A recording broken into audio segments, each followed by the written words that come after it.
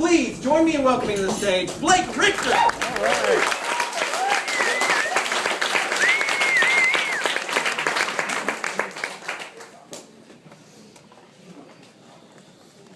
The fall of 1980 was the dark ages of wireless technology. I had just stumbled out of bed and was driving rapidly to downtown Austin, Texas to make the 9 o'clock rendezvous with another one of the Chaplin interns. We were about to hand off the department's lone beeper. This connection with the previous night's chaplain always marked the beginning of the weekend shift, and I was running late.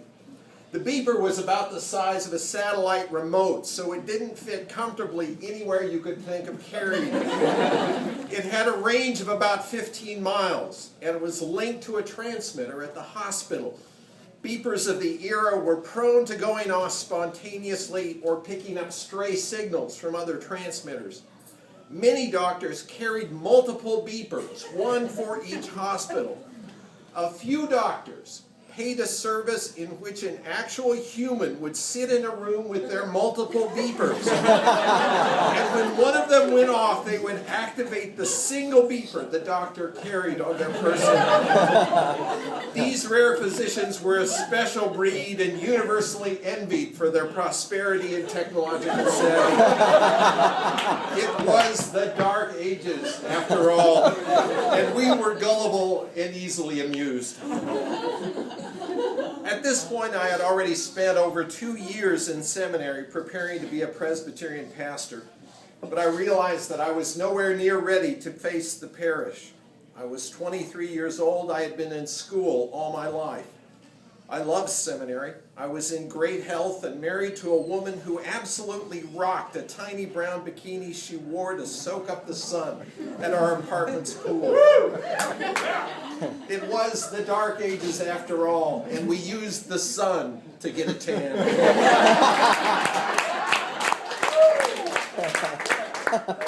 I had never seen the death of someone I loved or faced a momentous issue in all my life. And to broaden my limited experience, I enrolled in a chaplain intern program. So the tricky part of the beeper handoff was actually picking it up at 9 a.m. If, for example, you had been out really late the night before enjoying the Austin bar scene, and if you'd just thrown on a rumpled flannel shirt and jeans and not bothered to shave or shower or even comb your hair, the real hope was that the thing wouldn't go off before you got back home. Once home, if the beeper sounded, well, I could make myself look chaplain-y in a coat and tie and the all-important chaplain badge in short order. But this morning, I had to take the time to look like a professional before I left home. I was counting on some luck. I got to the hospital, took the beeper from a bleary-eyed colleague who had spent a busy night in ER. I raced home. For a few minutes, it looked like I would get away with my poor planning, but then the beeper went off. I found a payphone and pulled off the road. The payphone was in the parking lot of a 24-hour adult bookstore. The voice of my ethics professor sounded in my head. You will meet your parishioners everywhere you go. So I hugged to the edge of the parking lot and made it a point not to make eye contact with anyone who entered the door. I phoned the number taped to the beeper and reached the operator. Come to the hospital as soon as you can. A man whose wife was dying had asked for a chaplain. She wasn't expected to last the hour. It was, of course, ridiculous to worry that I looked like a homeless person more than a chaplain when a man's wife was dying. It was also ridiculous to worry that I did not even have my badge. But I did worry, though by the time I got to the room, I had more or less cleared my head of the regret and embarrassment, more or less. The man with the dying wife greeted me as if he was expecting a chaplain who shopped at a thrift store and sported serious bedhead all along. He could not have been more gracious. He wore a pair of large glasses that had one fogged-over lens, scarcely concealing the fact that he had an empty socket where most people had an eye. I made it a point not to look at the eye, but right after introducing himself, he explained that cancer that could have claimed his life had only taken his eye. In delivering a well-practiced line, he said he thought it was a good trade. He invited me to join him at the bedside, and as I sat, he grabbed my hand at the same time he took the hand of his wife. I was embarrassed to the core, glad I was sitting on the side of the empty socket so he wouldn't see my reaction. It was the Dark Ages after all, and men were not seen holding hands in public. I held his hand anyway, all the while pining for my chaplain badge, that it would have at least been some kind of explanation to the people that came in and out of the room. I'm not really a man who holds another man's hand, the badge would say. I'm a chaplain. In a couple of minutes, her vital signs leveled out. The chain of held hands tethered her back to earth. I asked a question or two about her illness, about their life together, but it was clear he didn't need me to talk. He needed me to hold his hand. And so we sat. We sat like that for nearly an hour, her vitals surprisingly strong the whole time, when the beeper went off again. I excused myself to check on it. It was the Dark Ages. We always took a beep, and he took the chance to go to the bathroom. The beep was about the event I was already at. Somebody had found the scrap of paper at shift change, and they decided to call the chaplain just in case. We were both out of the room for less than 5 minutes, but by the time we returned, everything had changed.